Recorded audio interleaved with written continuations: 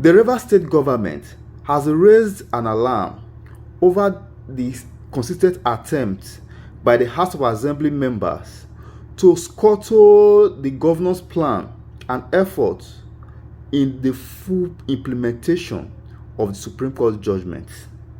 Recall that recently the Supreme Court gave a judgment ordering Governor Fubara to represent the 2025 budget to the Rivers State House of Assembly, which led to the stoppage of the state's allocation. I have tagged this press briefing as Rivers people facing gloomy future as uncooperative actions of Right Honorable Martin Amaewhule-led Rivers State House of Assembly impeding Governor Fubara's readiness to implement Supreme Court judgments. It is now common knowledge that members of the Right Honorable Martin Amaewhule-led Rivers State House of Assembly have by their own actions refused to allow the Governor of Rivers State, His Excellency Sir Dr. Siminalayi Fubara, GSS ROS, to fully implement the judgment of the Supreme Court on the long-drawn political and legal battle that has lingered since after the ill-fated attempt to impeach him on October 30, 2023. Right from when this unjustified onslaught against Governor Fubara started, the gentleman has never left anyone in doubt about his unwavering commitment to peace and resolute determination to put Rivers people first over and above personal and or sectional interests. A few days after the Friday, February 28, 2025 shocking judgment of the Supreme Court on the consolidated cases touching on the seizure of Federation revenue allocation due the states, annulment of the credible, free, fair, and peaceful local government elections of Saturday, October 5, 2024, representation of the 2025 budget to the Right Honorable Martin Amaewhule-led Rivers State House of Assembly, and the most contentious defection issue, which was never before the IPAC court, but surprisingly, vaguely touched by the learned justices of the five-man panel. Governor Siminalayi Fubara has never left anyone in doubt about his preparedness not only to obey, but fully implement the Supreme Court judgment, no matter the unfortunate and unfavorable outcome. Statewide broadcasts. In his statewide broadcast a few days after the judgment, the governor declared his acceptance of the judgment and made an unambiguous commitment to full compliance and implementation. In that broadcast, he ordered the recently duly elected local government chairman ousted by the IPAC court to immediately hand over to the heads of local government administrations. Even as he appealed to his supporters who are sad over the judgment to accept it with equanimity, the Rivers State Independent Electoral Commission, under the leadership of its indefatigable chairman and chief electoral officer, Honorable Justice Adolfo Senebeli, retired, in compliance with the Supreme Court verdict, convened a stakeholders meeting wherein all registered political parties in the state, non-governmental organizations, civil society organizations, the press and general public were invited to attend at their headquarters in Port Harcourt. At that stakeholders meeting, the electoral umpire set the ball rolling for conduct of a fresh local government elections by releasing the elections timetable and elections guidelines, fixing August 9, 2025 for the exercise. This is in full compliance of the Supreme Court judgment ordering a fresh election into the third tier of government. The Rivers State House of Assembly, in a frenzy, issued a 48-hour ultimatum to the state chief executive to represent the 2025 budget.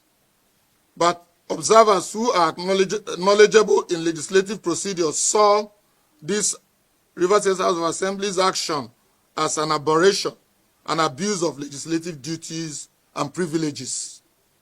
While Rivers people were yet to digest the unfolding drama, The Right Honorable Amaewhule-led House issued another 48-hour ultimatum to the chairman of RISEC, the highly respected retired Justice Enebeli, who was appointed RISEC chairman by the former governor of the state and current FCT minister, Chief Barrister Nyesom Wike.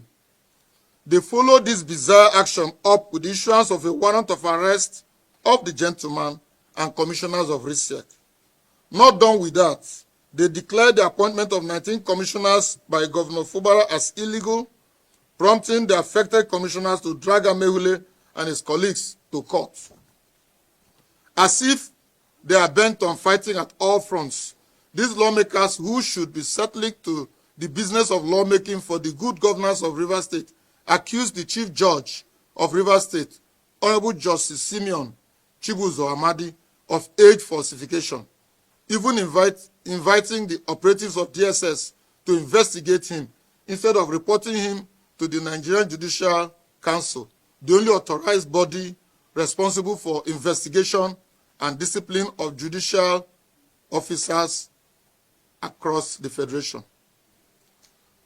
Extension of invitation by Governor Siminalayi Fubara to Right Honorable Martin Amaewhule-led House for a meeting in the government house.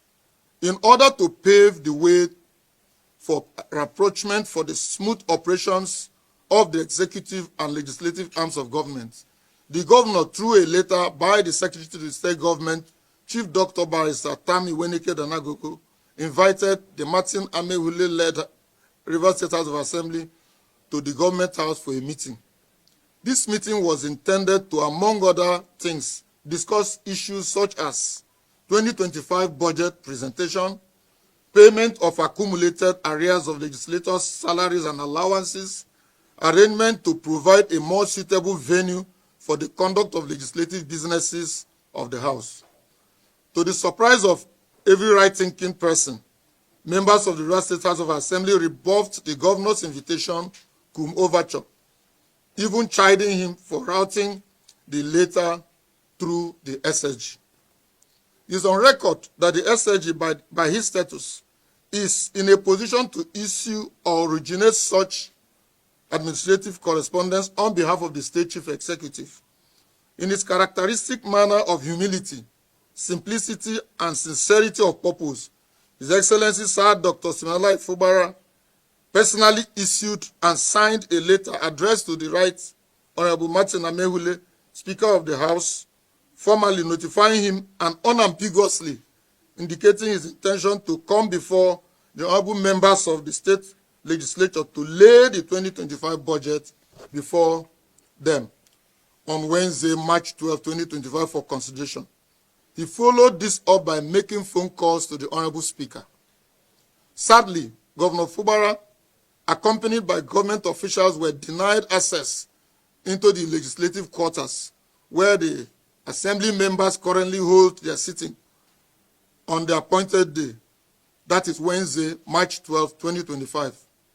He had to adjust his itinerary for project commissioning of the remodeled zonal hospital in Bori to keep faith with that appointment.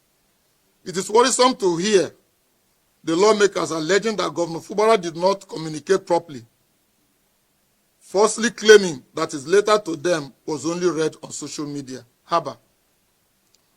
Governor Fubara's letter for representation of budget on Wednesday, March 19, and House announcement of vacation sine die. Just last Friday, March 14, 2025, Governor Siminalayi Fubara, in keeping with his resolve to do the needful, sent another letter personally signed by him to the House Speaker, Right Honorable Amaewhule, again to notify him and members of the House under his leadership, indicating his plan to come to represent the 2025 budget to them on Wednesday, March 19, 2025 by 10 a.m.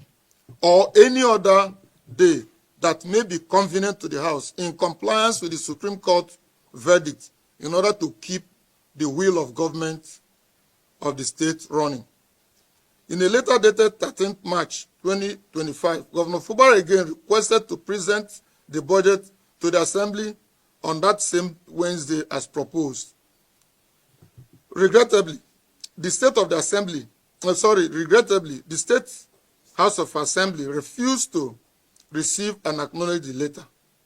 A courier company which was engaged to deliver the letter also returned it with a report that it was rejected at the Assembly quarters where the members currently sit.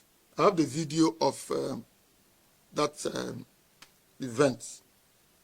Yet, the narrative from the Rivers State House of Assembly is that Governor Fubara has refused to present the budget.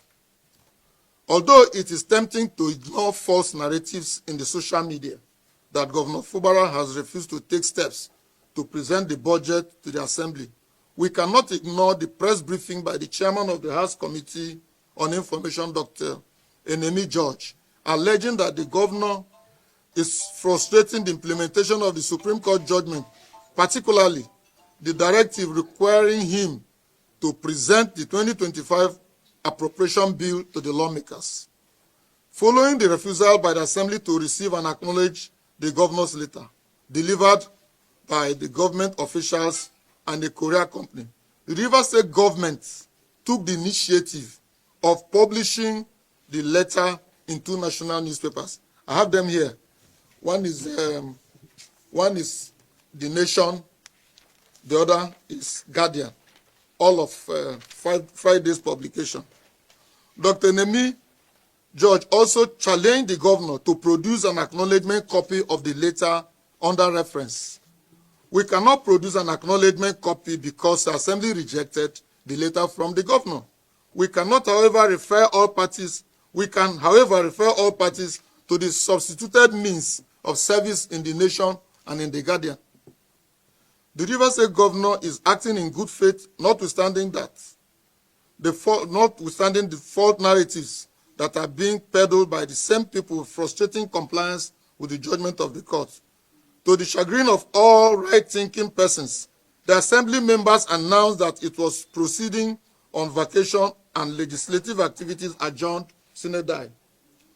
By adjourning sine die, the lawmakers suddenly have realized that they have shown too much evidence of the fact that their target is to stall development of the state and punish the people of the state for the unprecedented solidarity and support he's enjoying in spite of the orchestrated political upheavals. What they have tried to do to remedy the unreasonable decision of adjourning sine die is to accuse the governor of not doing enough to implement the Supreme Court judgments. Unfortunately, such tactics have failed, as the people of Rivers State now know that this is an afterthought aimed at covering their plans.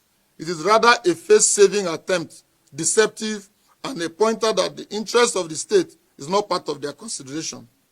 Consequences and harsh reality of ROSHA's action on Rivers people vis-a-vis running of the government. It is